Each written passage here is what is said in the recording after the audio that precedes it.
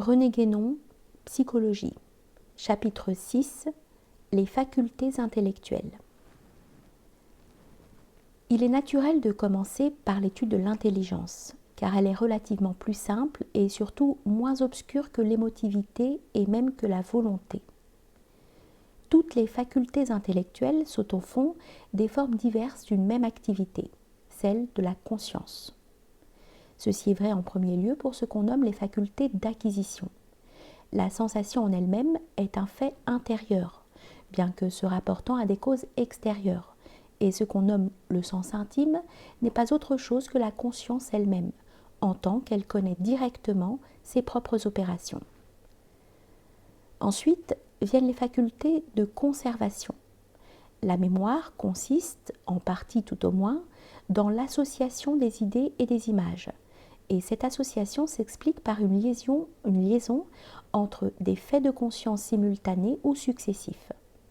Dans tous les cas où le souvenir s'explique par l'association, et ce sont les plus nombreux, on peut donc dire qu'il s'explique en définitive par le pouvoir de synthèse inhérent à la conscience.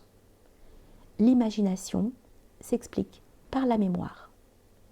L'analyse ou l'abstraction qui interviennent dans l'imagination combinatrice s'explique par l'attention, qui n'est qu'une forme intense de la conscience.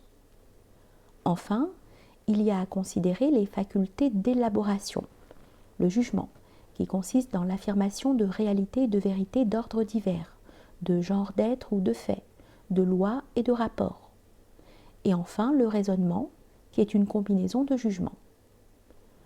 Le jugement et le raisonnement ne sont en somme qu'analyse et synthèse ayant pour base les données fournies par les sensations et par le sens intime.